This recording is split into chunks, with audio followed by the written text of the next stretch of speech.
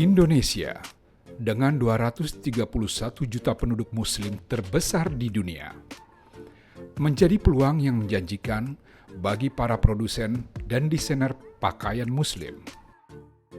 Tren busana muslim hari ini berkembang begitu pesat. Kini, busana penutup aurat muslimah tidak lagi monoton, bahkan sangat beragam.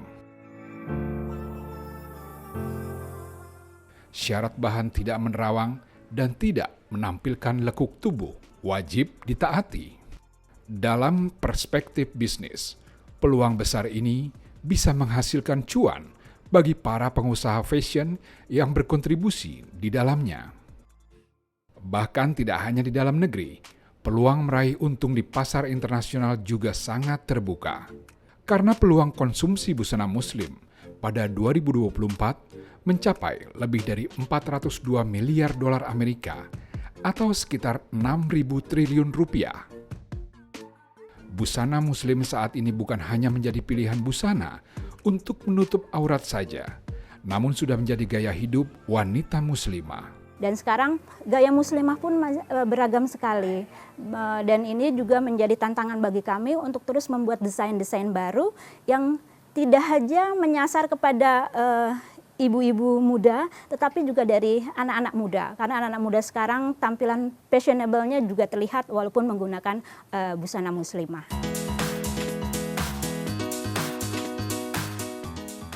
Busana tertutup ini tidak hanya dikenakan oleh wanita dewasa, tetapi meluas hingga remaja dan anak-anak. Sejalan dengan kecenderungan tersebut, dalam perspektif dakwah, salah satu tujuan dakwah dalam menegakkan amar ma'ruf nahi mungkar dapat terbantu asalkan busana muslim yang digunakan sesuai dengan syariat Islam. Karena pada dasarnya, pakaian yang wajib dikenakan wanita muslimah adalah pakaian yang menutupi auratnya sesuai dengan batasan yang ditentukan dalam Islam. Tren busana muslim di Indonesia juga dibuktikan melalui pagelaran fashion muslimah, yaitu MUFES atau Muslim Festival, yang diadakan setahun sekali dan sudah ada sejak 2015.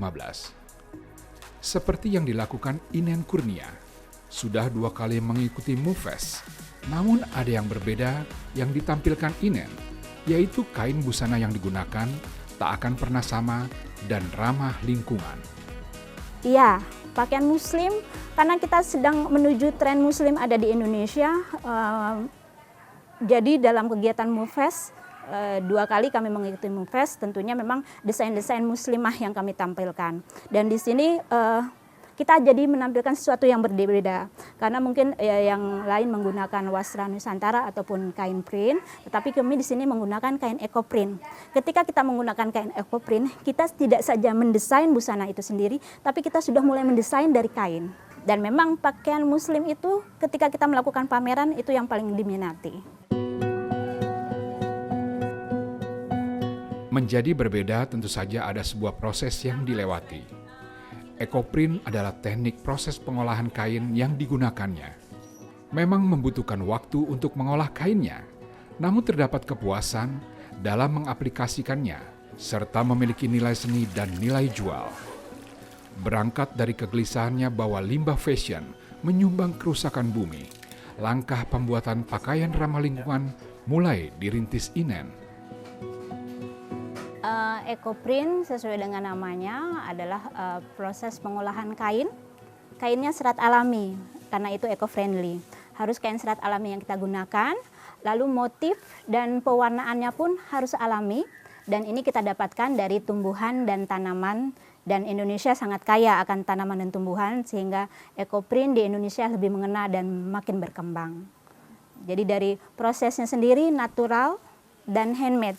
Kita tidak menggunakan mesin. Alat-alat yang kita gunakan adalah alat-alat rumah tangga yang memang kesediaan alatnya mudah kita dapatkan. Sedangkan bahan bakunya dari tumbuhan dan tanaman memang kita ambil dari sekitar kita. Dan akhirnya memang membangkitkan kita ekoprinter untuk menanam sendiri sehingga untuk proses produksi lebih mudah. Ciri khas koleksi busana Inen selalu menggunakan teknik olah kain ramah lingkungan dengan membuat motif dari dedaunan dan bunga dengan pewarna alam yang berasal dari akar, kayu, serta tumbuhan lain. Di awal ekoprint berkembang di Indonesia, mulai muncul itu daun yang kita gunakan hanya daun jati. Tetapi dengan teknik yang terus berkembang, akhirnya saat ini daun apa saja bisa kita gunakan. Dan kita tinggal sesuaikan dengan tekniknya. Tekniknya sangat banyak dan beragam, dan itu bisa kita sesuaikan dengan ekspektasi kita terhadap hasil, baik dari hasil cetakan daun maupun pewarnaannya.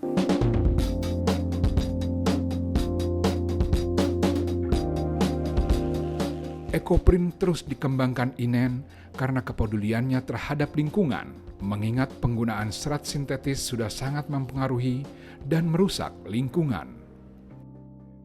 Ekoprint di Indonesia kalau kita coba telusuri sekitar tahun 2015 baru masuk ke Indonesia. Sedangkan kalau di luar negeri, karena memang ekoprint ini dari luar negeri, itu sudah lebih lama lagi. Tetapi akhirnya karena Indonesia sangat luar biasa, kekayaan dari tanaman dan tumbuhannya, potensi dari orang Indonesia yang banyak sekali skillnya. Di luar negeri mungkin hanya menjadi kain, tapi di Indonesia menjadi produk yang sangat beragam karena potensi dari ekoprinter kita sendiri.